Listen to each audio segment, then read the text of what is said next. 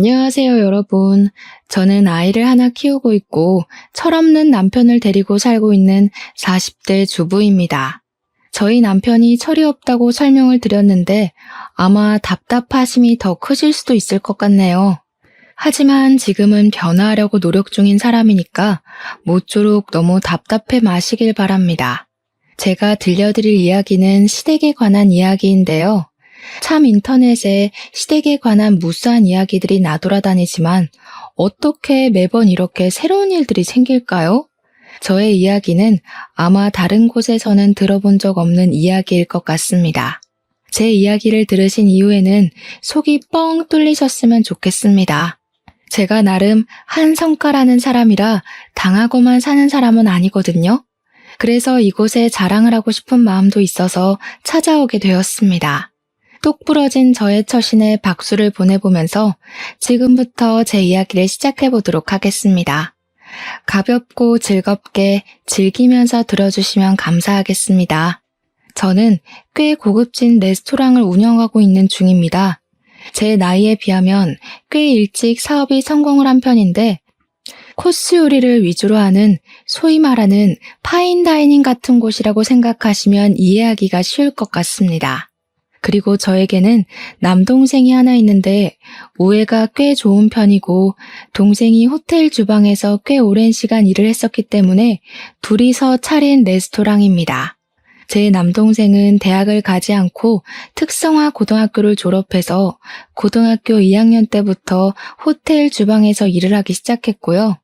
20살부터는 본격적으로 이 일을 했습니다. 딱 10년이라는 시간을 호텔 주방에서 일을 했고 30살이 되자마자 저와 같이 지금 운영 중인 레스토랑을 차리게 되었습니다. 투자금을 나눠서 차리긴 했는데 투자금의 70% 정도가 제 주머니에서 나오게 되었습니다. 그러니까 이 레스토랑의 실질적인 주인은 저라는 소리입니다.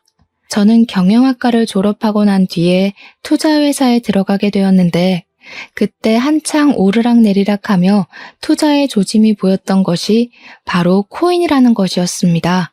몇 년 전에 코인이 몇 천만 원까지 올라가고 너도 나도 눈이 돌아서 투자했던 그때 말입니다. 저는 정확하게 이야기하긴 어렵지만 코인 자체를 아주 오래전에 알게 되었고 아주 푼돈일 때 이게 정말 말처럼 미래의 화폐가 될까 싶어서 조금 사뒀습니다. 그땐 그냥 호기심이 컸고 미래에 대한 걱정을 하고 있었던 철없던 학생 시절이었기에 큰 돈이 아닌 정말 작은 푼돈으로 사뒀었습니다. 몇 년의 세월이 흐르고 전혀 오르는 기세도 없고 해서 까먹고 있었는데 어느 날 코인이라는 게 대박이 터지게 된 것입니다. 살 때만 해도 돈이 될 거라는 생각을 못했고 수익이 난다고 해봐야 주식이랑 비슷하겠거니 끽해봐야 10% 정도 걸리겠구나 싶었거든요. 몇 년 전에 뉴스에서 코인이 억 단위를 돌파할 가능성이 있다는 걸 보고 번뜩 생각이 나서 찾아보니까 예전에 사둔 코인이 고스란히 있더라고요. 재미삼아서 몇 개 사둔 거라 억만장자까지는 되지 못했지만 레스토랑을 차릴 돈은 충분히 벌게 되었습니다. 제가 예상했던 수익이 아니었기 때문에 일단 뭘 할까 고민을 하다가 매일같이 쳇바퀴처럼 굴러가는 일상의 무료함을 느끼게 되었고 창업을 준비하게 되었습니다. 그때 1인 식당 같은 데 유행했을 때라 그렇게 꾸며볼까 했지만 아예 고급스러움을 강조한 레스토랑이 좋겠다는 생각을 하게 되었습니다. 호텔 주방에서 일을 잘하고 있던 동생을 몇 날 며칠 동안 꼬시니 동생도 결국에는 저에게 넘어오게 되었습니다. 동생은 호텔 주방에 사직서를 내고 저와 함께 일을 하기 시작하며 제 나이 32살에 시작한 이 레스토랑은 1년 만에 엄청난 홍보 효과를 누려 번창하게 되었습니다. SNS를 통한 홍보를 시작했는데 인플루언서라는 사람들을 끼고 장사를 하니 사람들의 호기심을 자극했는지 저절로 손님들이 찾아오더라고요. 이후에 방송에도 몇 번 장소를 제공하면서 저희 레스토랑은 예약 없이는 들어올 수 없는 곳이 되었습니다. 아무튼 저의 배경 설명이 꽤 장황하게 이루어졌는데 이런 사정을 남편은 하나도 모르고 있었습니다. 제가 레스토랑을 차리기 3년 전에 남편이랑 결혼을 했는데 이때는 투자 회사에서 일을 하고 있을 때였습니다. 같은 회사에 다니고 있던 남편과 저는 사내 연애를 1년 동안 하게 되었고, 제 나이가 29살이 되었을 때 남편에게 프로포즈를 받고 결혼을 하게 되었습니다. 그런데 남편은 제가 코인 투자로 돈을 벌었다는 사실을 아예 모르고 있거든요. 사실 저도 까먹고 있었던 코인이기도 했고, 굳이 결혼 전에 투자를 했던 건데 말하고 싶지 않았습니다. 솔직히 이기적이라고 말씀을 하셔도 할 말이 없는 부분이기는 하나, 남편 모르게 다들 비상금 하나씩은 가지고 계시잖아요. 그래서 남편은 레스토랑이 제 것인 줄 모르고 있고, 제 동생이 차린 레스토랑에 명의만 제 이름을 빌렸다고 알고 있습니다. 제가 출퇴근을 하는 것도 동생을 도와주기 위해서 아르바이트를 하고 있다고 생각을 하고 있었고요. 제가 이렇게 남편에게 꽁꽁 숨기게 된 계기는 저에게 아주 지독한 시어머니라는 사람이 존재하고 있기 때문이었습니다. 우리 시모는 제가 투자 회사에서 일을 할 때부터 저를 별로 마음에 들어하지 않았습니다. 저에게 매번 하던 말이 여자는 자고로 남편을 내조할 줄 알아야 하는 사람이다. 집에서 뜨끈한 밥 내오고 국이 식지 않도록 내내 끓여야 하는 존재라고 생각하시는 분이었습니다. 얼마나 지긋지긋한 시집살이가 시작되었을지 상상이 가시나요? 저는 정말 스트레스로 인해 탈모가 찾아와서 대머리가 되기 일보 직전이었습니다. 투자회사 특성상 24시간 신경을 써야 할 일이 많았는데 제 업무가 하필이면 해외 주식, 선물 옵션 쪽이라 남편이 일하는 국내 주식 부서 쪽과는 근무 시간 자체가 달랐습니다. 그러니까 저한테 시모는 매번 여자가 밤에 일을 하는 게 말이 되냐면서 누가 보면 어디 주점 같은 데서 일하는 줄 알겠다고 저에게 모욕을 주시곤 했습니다. 제가 일이 더 들쑥날쑥한 만큼 당연히 월급도 제가 조금 더 높았는데 근무 시간을 따지고 보면 당연히 제가 높을 수밖에 없었습니다. 그런데 시모는 그런 부분까지도 마음에 들지 않았던 것인지 저에게 그깟 푼돈 벌어서 뭐하냐고 저에게 내조가 우선이 되어야 한다고 말을 하더라고요. 그깟 푼돈이 본인 아들이 벌어오는 돈보다 많다는 사실을 알면서도 왜 그렇게 말씀을 하시는지 모르겠습니다. 그 뒤에는 저에게 퇴사를 해라, 퇴사를 하고 나면 그 자리에 우리 아들이 들어가게 손을 좀 써봐라 하시는 게 아니겠습니까? 우리 아들이 먼저 승진을 해야 하는데 왜 네가 먼저 승진을 하냐면서 저에게 화를 내기도 하셨고요. 당연히 제가 먼저 입사를 했는데 제가 먼저 승진이 되어야죠. 남자는 군대를 가기 때문에 취업이 늦어진다면서 이래서 남자는 손해라고 저에게 따지는데 국방부에 가서 따지시라고 했죠 뭐. 아무튼 일이 너무 힘들기도 했고 남편도 저에게 임신에 관한 이야기를 꺼낼 무렵 제가 레스토랑을 오픈하겠다고 마음을 먹게 되었습니다. 그래서 저는 7년을 다닌 회사를 퇴사하고 남동생이랑 레스토랑을 차리겠다는 이야기를 남편에게 선언하듯 했습니다. 당연히 남편은 퇴직이 무슨 소리냐고 저에게 절대로 안 된다며 반대를 했고 무슨 돈이 있어서 레스토랑을 차리겠다고 하냐고 철이 없다고 했습니다. 제가 퇴직금으로 수령할 돈이 5천만 원이 조금 안 되었는데 그 돈 다 쏟아부어도 가게는커녕 간판도 못 달 것이라고 저에게 현실을 바라보라고 하더라고요. 돈을 자기한테 맡겨라, 자기가 투자를 해서 불려주겠다고 하는데 투자로만 따지면 제가 실적은 더 좋았는데 무슨 소리인 건지. 저는 남편에게 제가 알아서 잘해볼 테니까 신경 쓰지 말아라. 나도 다 계획이 있다고 말을 했더니 씩씩거리면서 그럼 자기 퇴직금도 자기 마음대로 하겠다고 하더라고요. 순간 짜증이 나서 남동생이 가게를 차리겠다고 했는데 저는 이름만 빌려주고 직원으로 일을 도와주기로 했다고 돈은 한 푼도 안 쓴다고 거짓말을 했습니다. 남편이 보는 앞에서 퇴직금으로 받은 돈을 모조리 장기적금으로 걸어버렸더니 그제야 남편이 웃으면서 진작 말을 하지 그랬어 하더라고요. 도대체 남편이 무슨 자격으로 제 돈을 가지고 이래라 저래라인 건지 모르겠지만 저도 남편의 퇴직금을 건드릴 생각이 없었거든요. 아무튼 코인 투자로 몇 억 벌었다는 사실을 말이라도 했으면 난리가 났을 것 같더라고요. 비밀로 하길 참 잘했죠 뭐. 그 이후에 레스토랑 준비하고 자리 잡고 저희 부부도 결혼한 지 4년 차에 접어들게 되었는데 한 가지 문제가 있었습니다. 바로 저희 부부 사이에 아이가 들어서질 않는다는 것이었습니다. 제 나이가 33살이라 저도 조바심이 나기 시작했거든요. 딱히 피임을 하는 것도 아닌데 아이 소식이 없어서 제가 스트레스를 받자 남동생이 오히려 저를 위로해 주더라고요. 다 때가 되면 찾아오는 거라더라. 조바심을 가지지 말라고요. 제가 남동생과 우애가 좋은 이유가 이런 데서 나오는 거죠. 레스토랑이 자리를 잡을 때까지 또 제가 고생을 엄청나게 하긴 했습니다. 쉽게 된 것처럼 설명했지만 속사정에 들어가면 밑도 끝도 없는 것이지 않겠습니까?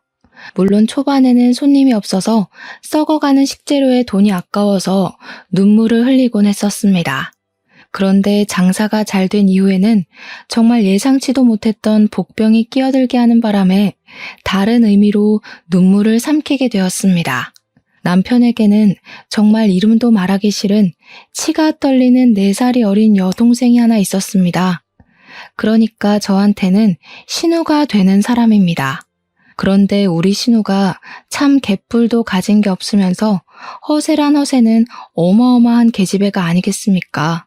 백화점 명품관에서 일을 하고 있었는데 본인이 명품이라고 착각을 하는 부류의 사람이었습니다. 제가 결혼을 하고 나서 얼마 안 된 시점에 명품백을 들고 시댁에 간 적이 있었는데 가방을 쓱 보더니 저에게 뾰족한 말투로 이야기를 하더라고요. 언니, 돈 많이 벌어요? 와, 이거 신상백인데? 몇 개월 할부로 긁은 거예요? 직장인이 사기 부담스러울 텐데. 그러니까 시모가 불을 켜고 달려들면서 저거 비싼 거냐고 얼마짜리길래 네 입에서 그런 이야기가 나오냐면서 꼬치꼬치 캐묻는 거예요.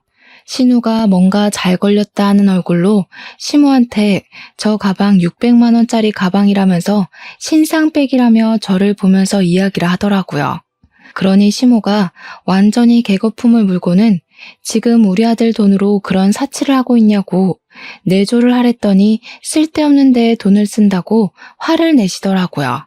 저도 이런 일로 실랑이를 벌이는 게 싫었고 2번 다시 일어나지 말라는 법은 없으니까 한 번에 확실하게 말을 하는 게 좋겠다 싶었습니다. 이거 제가 번 돈으로 산 거예요.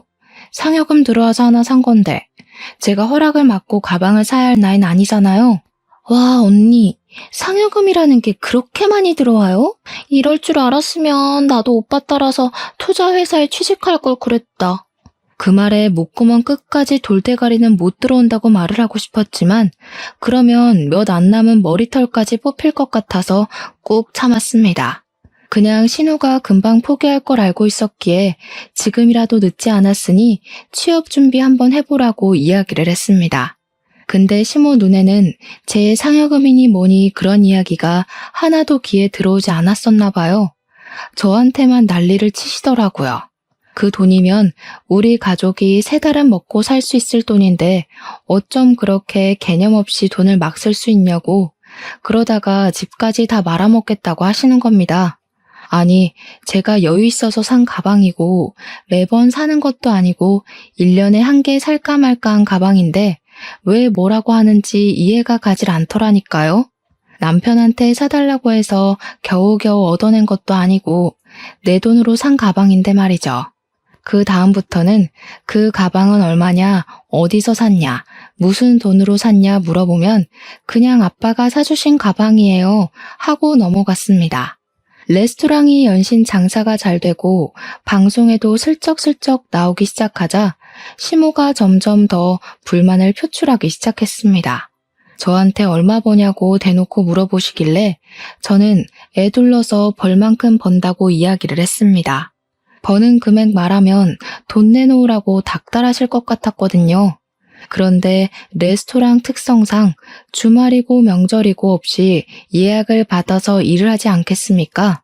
제가 명절 당일 딱 하루만 일을 쉬었는데 남편이 시댁 가봐야 시모가 잔소리만 하고 저랑 싸움이 꼭 나니까 자기도 시댁에 가기가 싫은 거죠. 은근히 제 핑계를 대면서 오전에만 시댁에 들렸다가 오후에는 친정에 가봐야 한다고 나와서 저희 집으로 갔거든요. 시무는 그게 너무나도 서운했고 탓할 곳이 필요했는데 제가 레스토랑을 차린 이후부터 명절 당일만 방문을 했으니 제 탓이라고 생각을 하신 겁니다. 저한테 네가 벌어봐야 얼마나 번다고 그렇게 소처럼 일을 하냐, 언제는 그만두라던 투자회사에 남아있지 그랬냐 하시는데 짜증이 났죠. 어머님이 제가 그만둬야 남편이 승진을 할 수 있는 거 아니냐고 하셨잖아요. 근데 우리 남편은 제가 그만두고도 여전히 대리네요. 여자가 집에 찰싹 달라붙어서 내조를 잘해야 남편이 길을 펴고 승승장구하는 법인데 네가 레스토랑을 한답시고 매번 밖에서 정말 그만 좀 해. 엄마는 왜 그렇게 잔소리를 해? 우리도 오늘 하루 쉬는 거 그냥 푹 쉬고 싶었는데 명절이라고 방문한 거야. 아이고, 예전에 엄마 말이라면 껌뻑 죽던 우리 아들이 아휴, 마누라한테 얼마나 잡혀 살면 저렇게 팔불출이 됐을까. 제가 어이가 없어서 그냥 입 다물고 시무를 무시하기 시작했는데 계속 뒤통수에 대고 곡소리를 내시더라고요. 어릴 때는 엄마 품이라면 좋아서 안겨붙고 엄마만 사랑한다고 하더니 장가가고 나서 소용도 없다고 쓸모없는 놈이 됐다고 하시면서요. 어릴 때 엄마 품에 안겨붙지 않은 아이가 어디 있나요? 다들 하나같이 엄마를 제일 사랑하지 않나요? 그런 와중에 신우가 저한테 와서는 언니네 가게 진짜 장사 잘 되는 것 같다고 예약을 하고 싶은데 예약이 안 된다고 구시렁거리더라고요. 그러면서 자기 친구들 앞에서 기 한번 살리고 싶은데 저희 가게에 와서 밥 한 번만 먹게 해주면 안 되냐고 막 조르는 게 아니겠습니까? 이 계집애가 진짜 여우인 게 둘이 있을 땐 이런 소리 한 번을 안 하다가 시무가 저를 지켜보고 있으니까 그런 소리를 하더라고요. 시댁 눈치가 보이는 상황에서 제가 신우랑 맨날 싸워봐야 누구한테 좋겠습니까? 그 한 끼가 상당한 값을 지불해야 하는 음식이긴 하지만 제가 시무랑 신우한테 한턱 쏠 수 있긴 했죠. 시무한테 그러면 시무랑 나를 잡고 한번 방문해서 밥 먹고 가라고 했더니 신우가 엄청나게 좋아하더라고요. 그러더니 며칠 뒤에 갑자기 오늘 갈게요 하고 문자 하나만 딱 보내놓은 게 아니겠습니까? 미리 연락을 해줘야 저희도 준비를 할 텐데 말이죠. 신우는 오늘밖에 시간이 안 돼서 그렇다면서 이해를 좀 해달라고 하더라고요. 그리고 시간에 맞춰서 방문을 했는데 제가 분명 시무랑 함께 오라고 말을 했었잖아요. 근데 제 친구들 3명을 끌고 떡하니 나타난 거예요. 허세 가득한 말투로 제일 좋은 걸로 4인분 달라고 하는데 한 대 쥐어받고 싶었습니다. 남동생한테 미안하긴 했지만 우리 신우가 친구를 끌고 왔으니까 잘 좀 신경 써서 요리해달라고 부탁을 했더니 남동생이 솜씨를 제대로 발휘했더라고요. 코스 요리에 포함되지 않은 디저트까지 내어주면서 우리 누나 잘 예쁨 받을 수 있게 잘 부탁드린다고 인사까지 하고 온 겁니다. 친구들은 너네 세연이 너무 멋있다 하면서 축켜 세워주니까 신우 어깨에 뽕이 가득 차올라서 생전하지도 않던 고맙다는 인사까지 저한테 하고 사라지더라고요. 이렇게 간단하게 신우의 마음을 사로잡을 수 있는 거였다면 진즉에 이런 걸 하고 말았는데 다음날 시무에게서 예상치 못한 연락이 왔습니다. 자기도 친구들이랑 제 레스토랑에 방문을 할 테니 어제 신우가 먹은 코스 요리 그대로 준비를 좀 해달라고요. 어이가 없었지만 이왕 봉사하기로 마음을 먹었으니까 몰아서 해준다는 느낌으로 동생에게 다시 한번 부탁을 했습니다. 이번에도 동생은 무척이나 신경을 써서 어르신들이 쉽게 먹을 수 있는 디저트까지 준비를 해서 코스 요리를 채워주었습니다. 시모 친구들이 어우 며느리가 아주 대단하네 하면서 칭찬을 해주시는 소리에 기분이 좋았는데 시모가 굼벵이도 주르는 재주가 있는 법이지 하더라고요. 그러면서 워낙 자기 아들이 돈을 잘 버니까 며느리가 이런 데서 일을 안 했으면 하는 게 솔직한 자기 심정이라고 하면서 은근히 저를 깎아내렸습니다. 여기서 백날 일해봐야 뭐해? 몸만 힘들지. 우리 아들이 벌어오는 돈의 반도 못 벌 텐데 고생만 하고. 차라리 집에서 내조하는 게 낫지 않겠어? 어때? 다들 그렇게 생각하지? 나만큼 며느리 생각하는 시어머니도 없다니까? 그런 말을 듣고 누가 좋아하겠습니까? 어이가 없네 하고 마는 거죠. 식사 맛있게 하셨냐고 어색하게 인사를 드리니까 시모 친구들이 나중에 우리 오면 잘해줘 하면서 잘 먹었다고 기분 좋게 말씀을 해주셨습니다. 그 뒤로 시모가 저에게 자기 친구가 간다고 하니까 잘해줘라. 지난번에 먹은 디저트가 맛있던데 따로 포장을 좀 해줘라 하는 명령을 하시더라고요. 이번에는 우리 교회 권사님이 방문을 하신다는데 그분은 따뜻한 차만 드시니까 대추차를 준비해라 하면서 말이죠. 사촌이 식당에 가보고 싶다고 했다면서 할인을 해달라고 당당하게 말씀을 하시는데 부탁도 아니고 명령조로 이야기를 하면 누가 기분 좋게 네 하고 대답을 하겠습니까? 처음 몇 번은 시모가 해달라는 대로 들어주다가 밑도 끝도 없이 요구를 하니까 예약 자리 없어요, 안 돼요 하고 거절을 하기 시작했습니다. 계속된 거절에 시모도 기분이 나빴는지 저한테 고작 그거 운영한다고 지금 유세를 떠는 거니 시모가 웃음니 하는 막말을 하시더라고요. 제가 대놓고 거절을 하기 시작하니까 시모도 점점 부탁하는 일이 뜸해졌는데 어느 날 신우가 결혼을 하겠다면서 폭탄 선언을 했습니다. 신우도 30이 넘었으니까 언젠간 시집을 가겠지 하긴 했지만 이렇게 갑작스러울지는 몰랐죠. 근데 신우가 글쎄 저한테 우리 가게에서 브라이덜 샤워인지 뭔지를 하겠다면서 장소를 빌려달라고 하는 게 아니겠습니까? 저한테 룸을 빌리고 싶다고 하길래 제가 몇 명이나 오는 거냐고 물어봤더니 총 7명이 사용을 할 거라고 하더라고요. 저희 가게에 딱 하나 룸이 있는데 이벤트를 원하는 손님들을 위해서 대관을 해드리고 있었거든요.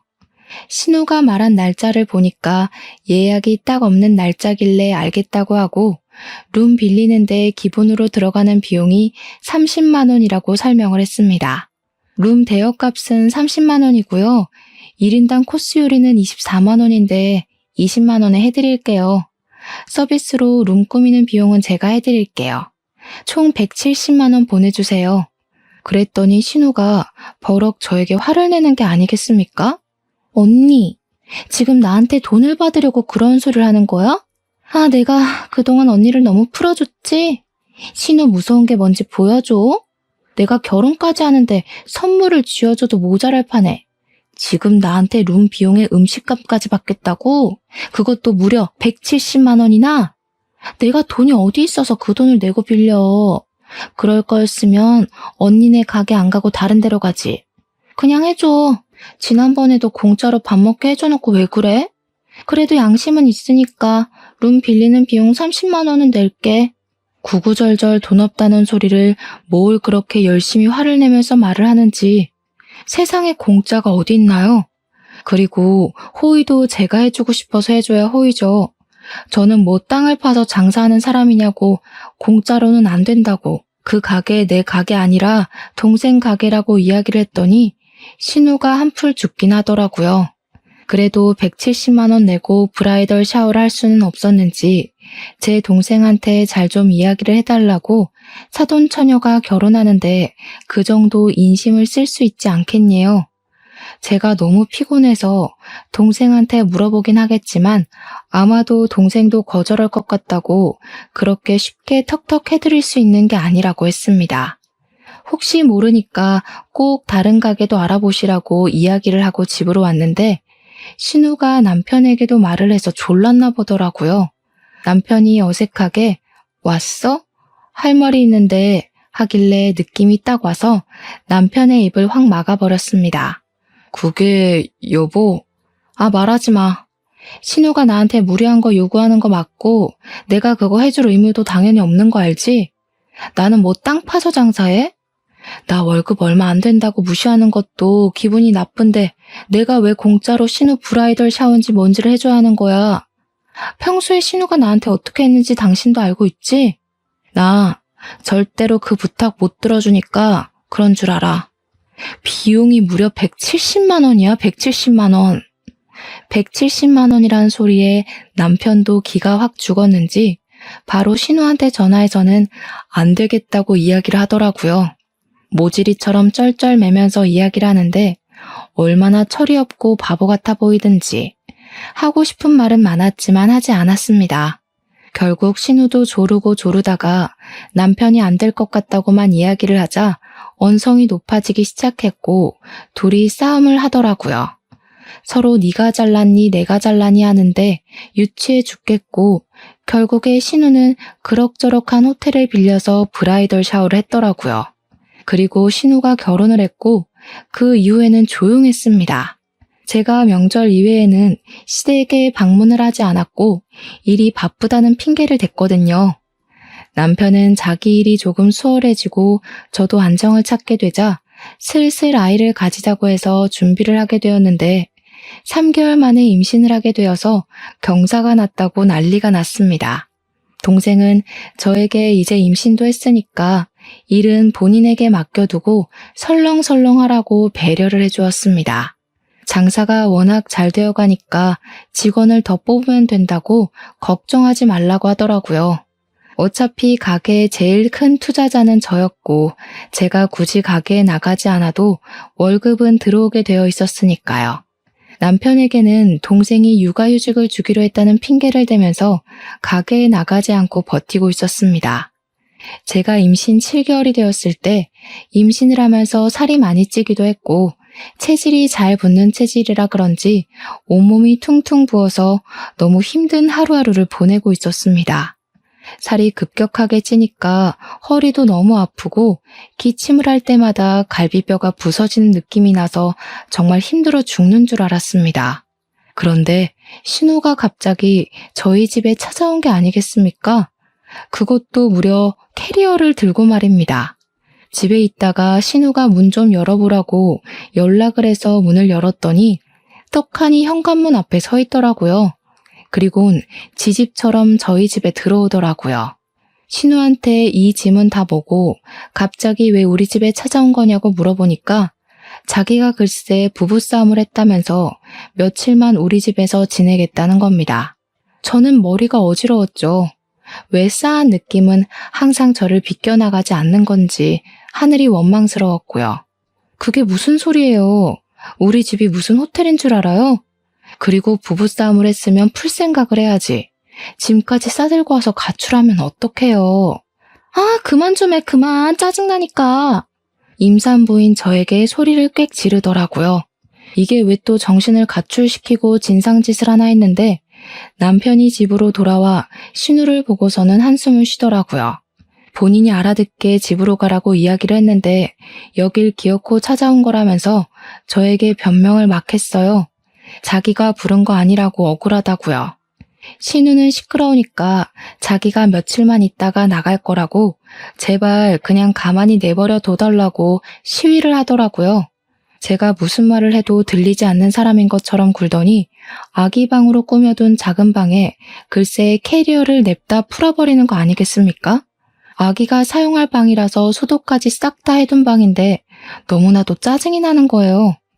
남편은 제 기분 따윈 안중에도 없이 뭐 때문에 부부싸움을 했냐며 이야기라도 들어보자고 맥주를 꺼내오지를 않나.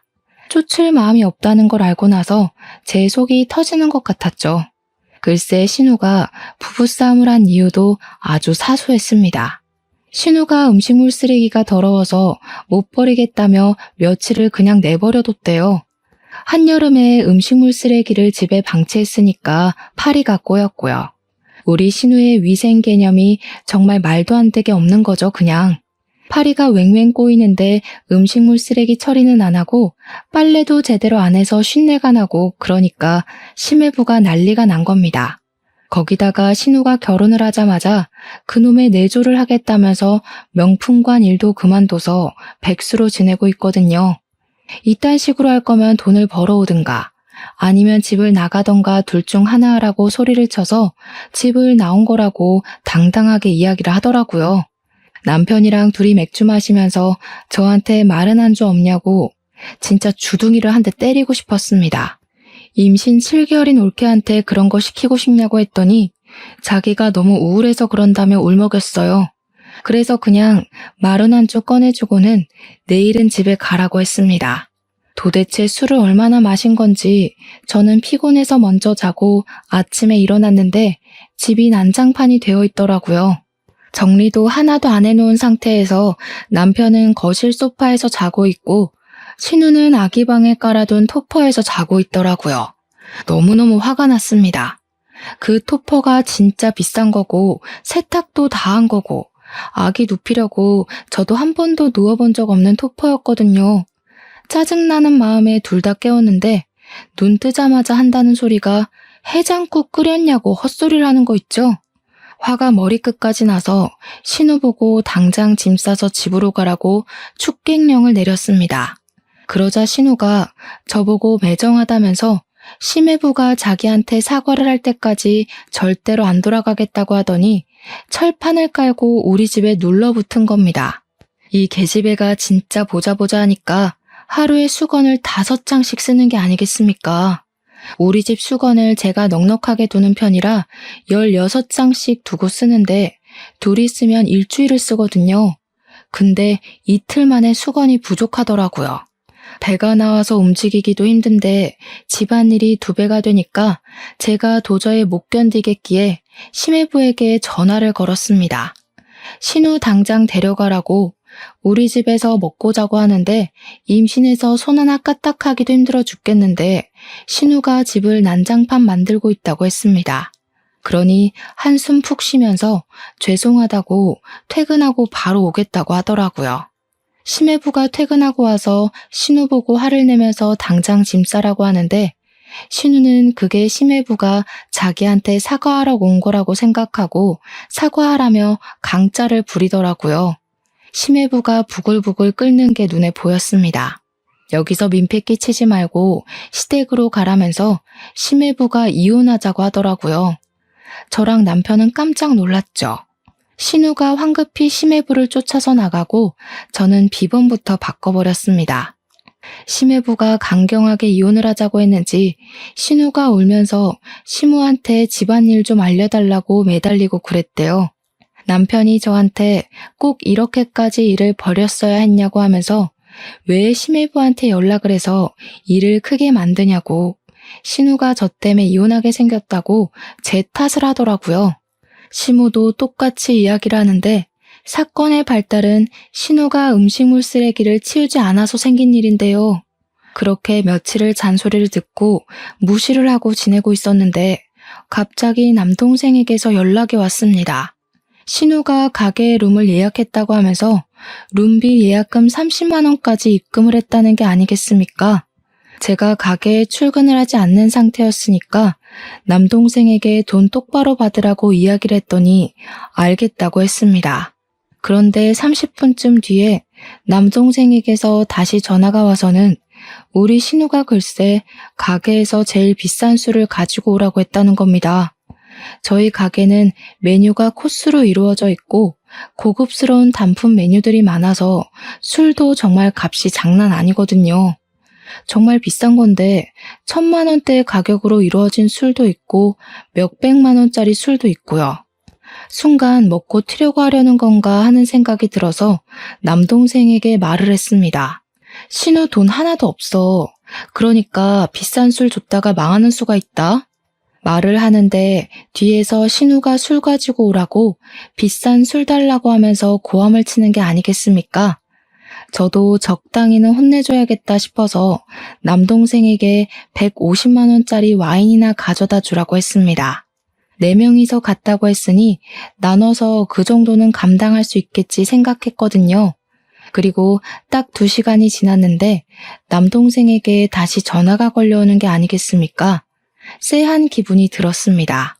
누나, 사돈이 누나 때문에 이혼하게 생겼다면서 이 술값이며 밥값이며 전부 누나가 낼 거라고 하는데 자기 돈 없대. 그 순간 진짜 머리를 해머라 한 대 맞은 듯한 기분이 들더라고요. 그게 무슨 소리야? 내가 자기들 처먹은 돈을 왜 대신 내줘? 남동생이 말하길 제가 낼 거라면서 막무가내로 군다고 작정을 하고 온 건지 아예 지갑도 안 들고 몸만 덜렁 와서 술을 잔뜩 마셨다는 겁니다. 너무 열이 받아서 가게로 가겠다고 말을 하고 옷을 주섬주섬 입고 있으니까 남편이 저한테 어디 가냐고 물어보길래 가게에 좀 가본다고 말을 했습니다. 그랬더니 남편이 저에게 그러더군요. 아, 오늘 동생이 자기네 가게에 간다고 하던데? 나한테 자기 이름 대고 먹어도 되냐고 물어보길래 그냥 그러라고 했어. 매번 그랬잖아. 당신이 뭔데 내 허락도 없이 내 업장에서 무전 취식하는 거 허락해줘? 뭐? 내가 뭐긴 뭐야, 당신 남편이지. 아니, 그게 남편한테 할 소리야? 그러니까 당신 말만 들으면 신우가 와서 돈 한 푼 안 내고 공짜로 밥 먹고 갈 거라는 걸 알고 있었다는 이야기잖아. 가족끼리 무전 취식이 무슨 소리야, 정말. 지금 이혼 때문에 속 시끄러운 애한테 그 정도 서비스는 해줄 수도 있잖아. 그거 해봐야 얼마나 한다고. 진짜 너무한 거 아니냐? 코스 요리 4인분일 텐데 별로 되지도 않는 걸로 그냥 한번 서비스 해주고 생색내고 하면 될 걸 가지고. 그래? 그 얼마 되지도 않는 거 당신 돈으로 결제하자 그럼. 그랬더니 돈 없다고 말하기도 민망하고 자존심이 상한 건지 뭔지 남편이 자기 동생 밥 한 번 못 사주겠냐고 흔쾌히 카드를 내밀더라고요. 저한테 바가지 긁을 생각하지 말고 정확하게 먹은 금액만큼만 계산하고 오라고 하길래 걱정하지 말라고 영수증까지 끊어주겠다고 하고는 가게에 달려갔습니다. 저녁 시간이라 그런지 택시를 타고 아주 금방 도착하더라고요. 그런데 쩔쩔매는 남동생에게 다가가니까 글쎄 신우가 시켜 먹은 와인이 한 병이 아니라 무려 3병이나 되는 게 아니겠습니까? 이 비싼 와인을 3병이나 처먹고 뻔뻔하게 무전 취식을 하려고 했다니 제 속이 뒤집어지더라고요. 무슨 2시간 만에 술을 이렇게나 마신 건지. 신우는 얼굴이 새빨갛게 변해서는 저도 못 알아보고 널브러져 있었고요. 신우 친구들도 별반 다르지 않은 모습이었습니다. 룸에서 이런 추태를 벌였기에 망정이지 홀에 있었으면 블랙리스트에 올라가고도 남을 모습이었습니다. 신우가 잠깐 정신을 차린 건지 저를 보면서 우리 언니 왔다며 언니가 쏴, 언니 때문에 나 이혼해 하면서 큰 소리를 내는 게 아니겠습니까? 제 동생이 보다 못해서 경찰을 부를까? 하고 물어보는데 됐다고 하고는 얼마 나온 거냐고 물어보았습니다. 밥값 96만 원에 추가 메뉴 시킨 게 3개 있어서 29만 원이 추가됐고 150만 원짜리 술만 3병을 마셨어. 도합이 575만 원이야. 근데 누나, 진짜 누나 카드로 내게? 그냥 우리 이거 로스 시키자. 제가 동생에게 남편 카드를 쥐어주고 가서 계산하고 오라고 했더니 남동생이 씩씩거리면서 억울하지도 않냐고 그냥 경찰 부르자고 하더라고요. 그래서 남동생에게 카드를 자세히 봐라. 서명이랑 이름 보면 딱 알지 않겠냐고 했더니 동생이 앞뒤로 돌려보고는 피식 웃더라고요. 저한테 부가세 10%는 별도로 긁겠다고 하길래 웃으면서 마음대로 하라고 했습니다. 착실하게 부가세까지 632만 5천 원이 긁힌 문자 메시지가 남편에게 바로 전송이 되었는지 긁자마자 전화가 걸려오더라고요. 저는 시댁의 뻔뻔한 작태에 그동안 이를 갈고 있었으니까 마음속에 담아둔 모든 것을 터뜨리기로 결심했습니다. 아무렇지 않게 전화를 받아서 왜? 하고 남편한테 말을 했더니 금액에 충격이라도 받은 것인지 남편이 무슨 밥값이 이러면서 말을 잇지 못하고 고함만 지르더라고요. 바가지를 긁지 말라고 했더니 무슨 명품백이라도 산 거냐고 어떻게 밥값이 이렇게 나올 수 있냐고 노발대발하는 게 아니겠습니까? 저는 남편이 울분을 다 터뜨릴 때까지 기다렸다가 차근차근 설명을 해주었습니다. 신우가 와서 코스 요리 4인분 96만 원어치를 먹었고 추가로 단품 요리를 3개 시켰는데 이게 29만 원이야. 그리고 무려 150만 원짜리 와인을 3병이나 드셨네? 남편이 씩씩거리다가 계산기를 두들기는지 저한테 합이 575만 원이지 않냐고 왜 600만 원이 넘는 금액이 긁힌 거냐고 하더라고요. 아마 150만 원짜리 술 3병 마셨다는 말에 지도 부들부들 떨고 있는 것 같았습니다. 고객님, 부가세는 별도입니다. 10% 붙이셔야죠. 저는 뭐 땅 파서 장사하나요? 어떻게 가족끼리 이런 식으로 등을 쳐먹을 수가 있어. 당장 집에 와서 이야기해. 카드도 전부 취소하고 한 끼 밥값에 600만 원이 넘는 게 이상하잖아. 먹은 건 당연히 계산을 제대로 하셔야죠. 저는 바가지 안 긁고 정확하게 계산했을 뿐인데요. 카드 취소하면 그쪽 여동생은 무전 취식으로 경찰서에 인계할까요? 그리고 전화를 끊어버리고 휴대폰 전화도 꺼버렸습니다. 집으로 들어가 봐야 싸움만 날 게 뻔하니까 그 시간에 죄송스럽게도 친정으로 도망을 쳤죠. 남동생이 저한테 진짜 상황이 답이 없다면서 이걸 어떻게 잘 풀어나가야 할지 감이 안 온다고 하더라고요. 저라고 별 수 있겠습니까? 2번 다시는 이런 상황이 오지 않게 부딪히는 수밖에 없죠. 호의를 권리인 줄 아는 것 같으니 나는 더 이상 저런 시댁과 함께 살 수 없어. 그 말고 함께 저는 친정에 눌러붙었고 시모가 저에게 주제도 모르고 화를 내더라고요. 언제까지 가정은 나 몰라라 하고 친정에 있을 거냐고, 우리 아들이 너 때문에 밥도 제대로 못 먹고 출퇴근을 한다고 소리치는데 솔직히 가소로웠습니다. 밥은 둘째치고 내가 어제는 빨래까지 해주러 너네 집에 갔다 왔다. 너 정말 이혼당하고 싶어서 그러니? 이제는 너까지 이혼시켜야 할 속이 시원하겠어? 쥐꼬리만큼 벌어서 앞으로 어떻게 살게? 홀몸도 아니고 애까지 있으면서 여자 혼자 아이 낳아 키우면서 사는 게 쉬운 줄 알지? 그거 어려운 일이야. 네네, 잘 알겠고요. 혼자서 한번 해보고 말해드릴게요. 어려운지 쉬운지. 그 인간 반품하겠습니다. 그리고 바로 이혼 소장을 남편에게 보내버렸더니 그제야 덜컥한 건지 바로 친정으로 달려와서 무릎부터 꿇고 빌더라고요. 자기가 미쳤었던 것 같다면서 2번 다시는 시댁 편을 들지 않겠다. 명절에도 시댁에 가지 말자. 시댁 일에 불편한 거 만들지 않겠다고 빌었습니다.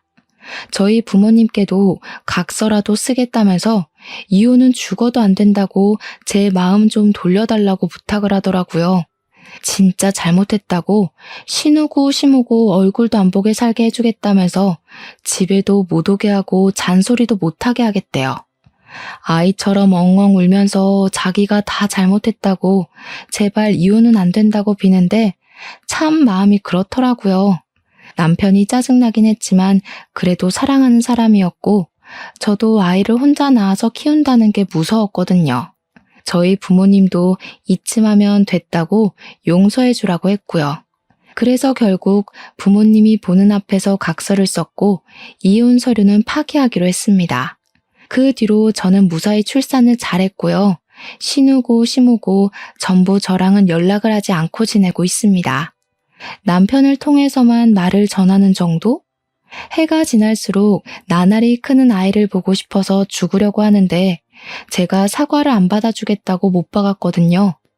덕분에 저는 시댁 간섭 없어서 편하고 갑질하면서 사는 재미까지 보고 있습니다. 남편도 제 말이라면 죽는 신용까지 하고요. 앞으로도 이렇게 오래오래 재미나게 살고 싶은 마음뿐입니다. 여러분들도 저처럼 속 시원하게 복수 한번 해주시고 을이 아닌 갑으로 사셨으면 좋겠습니다. 지금까지 제 속 시원한 이야기 들어주셔서 정말로 감사합니다.